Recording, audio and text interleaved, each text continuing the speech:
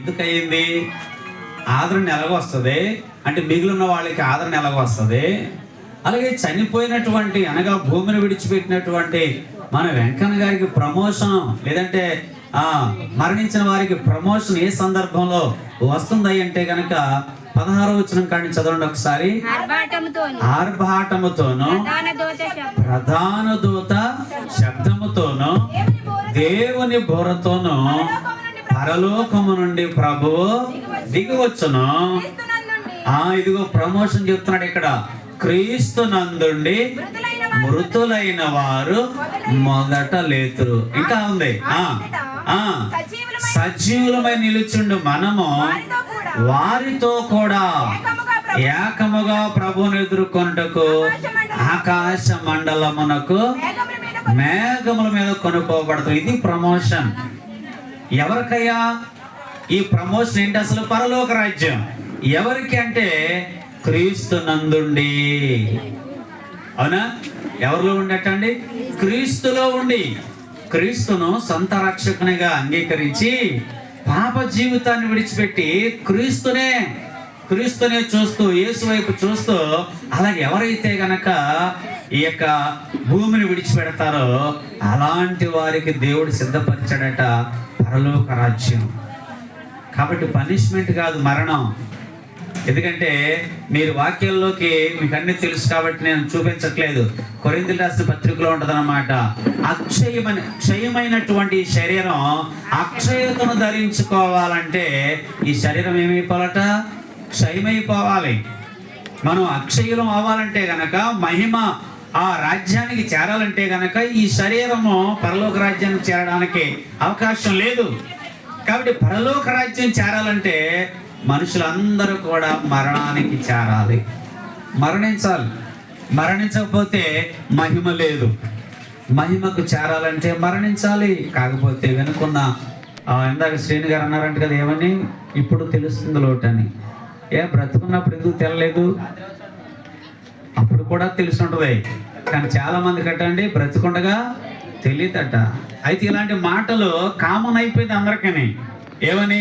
ఆయన లేని లోటు ఇప్పుడు తెలుస్తోందని. మరి అందరూ కూడా ఇలాంటి సాక్ష్యాలు వింటున్నప్పుడు మిగిలిన వాళ్ళైనా సరే ఉన్న తల్లిని తండ్రిని పెద్దలను ఏం చేయాలి? జాగ్రత్తగా చూసుకోవాలి. మరి అవునే కదా? చెప్పండి.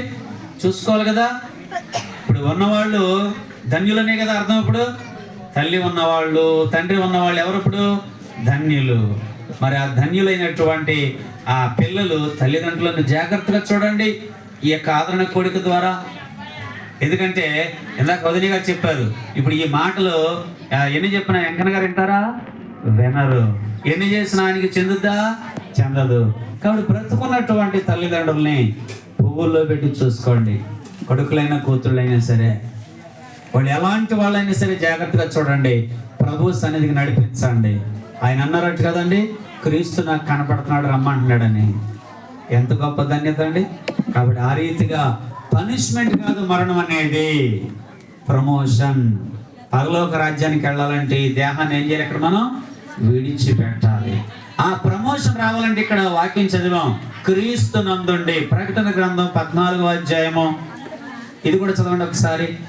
ప్రకటన గ్రంథము 14వ అధ్యాయము 14. అంతటా ఇప్పటి నుండి ఇక్కడ కూడా ప్రభునందు అన్నాడు. ఇందాక క్రీస్తునందు, ఇప్పుడు ప్రభునందు. అన్ని ఒకటే అర్థం, పదాల వేరు. యేసులో ఎవరైతే బ్రతికి మరణిస్తారో వాళ్ళు పరలోక రాజ్యము చేర్చబడతారు. కాబట్టి ఆదరణ కోడికి ఎవరికి తెలుసండి? బ్రతుకున్న మనకే. మనం పాపాన్ని విడిచిపెట్టి ప్రభువుని హత్తుకొని బ్రతికితే మనం ఎప్పుడు మరణించినా మన ఆత్మ పరలోక రాజ్యానికి వెళ్తుంది. అయితే మరి కుటుంబం దుఃఖంతో ఉంది కదండి. ఆ దుఃఖాన్ని దేవుడు ఎలా తొలగిస్తాడు? ఎలా తొలగిస్తాడట? ఆ లేనటువంటి లోటుని ఎలా తీరుస్తాడు? తీరుస్తాడు. ఎలా తీరుస్తాడు అంటే 2 రకాలుగా. ఒకటి ఆదరిస్తాడు, రెండవది ఏ రకంగా తీరుస్తాడు అంటే అక్కడ ఇందాక మనం చదివాం. దశలోనికి రాసిన మొదటి పత్రిక 17వ వచనంలో ఉంటుంది అన్నమాట. 17వ వచనంలో ఉంటుందా ఎలా తీరుస్తున్నాడు అనేది చూడండి.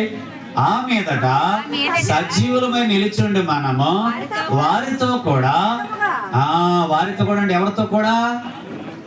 కాదు, క్రీస్తు నందుండి మృతులైన వారు మొదట లేపబడతారు. లేపబడిన వారితో కూడా, అంటే వారితో మనం కలుస్తాం. క్రీస్తు నందుండి మృతులైన వారు లేపబడతారు, వారితో మనం ఏం చేస్తాం? కలుస్తాం. కాబట్టి మనం కలుపుతాడు యేసుప్రభువు వారు మళ్ళీ వాళ్ళతో. కాబట్టి దిగులు చెందొద్దు. మనం కలుసుకునే రోజు కొరకు క్రీస్తుతో బ్రతకండి, క్రీస్తులో బ్రతకండి. క్రీస్తులో బ్రతికితే, యేసును ఆరాధిస్తే, యేసును హృదయపూర్వకంగా మీ యొక్క హృదయాల్లో యేసునే పెట్టుకుని ఆరాధన చేస్తే, చనిపోయిన వాళ్ళతో మనల్ని దేవుడు కలుపుతాడు. వాళ్ళు మనం కలిసి ఆకాశ మండలం మీదకి కొనుక్కోబడతాం. అక్కడ యుగయుగాలు తరతరాల రాజ్యము చేస్తాం.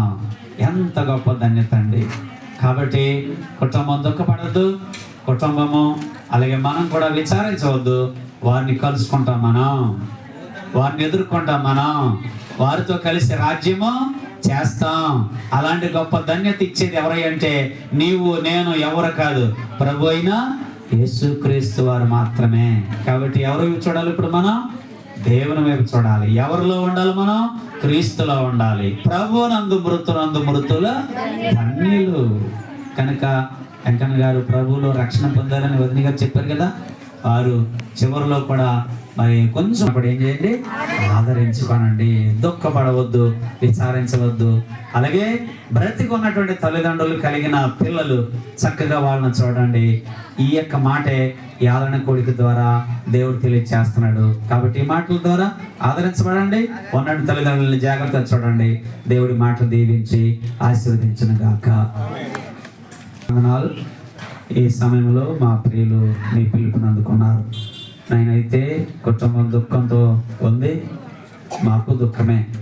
అయితే నాయన మేము క్రీస్తులో అనగా నీలో ఉంటే ప్రభు మరణించినా బ్రతికినా మరణించినటువంటి వారిని మమ్ములను ఏకం చేస్తారు. మీరు ఆదరించండి. వారి యొక్క బిడలను కూడా ధైర్యపరచమని, మేము కూడా క్రీస్తులోనే కొనసాగాలి అనే చక్కటి తీర్మానాలు బిడ్డలు జరిగించుకోవడానికి తీర్చుకోవడానికి మీరే ప్రభు చూపించమని, ఇక జరగబోయే కార్యక్రమం అంతా కూడా జరిగించమని యేసు నామమున అడిగి వేడుకొనుచున్నాను మా తండ్రి. ఆమేన్.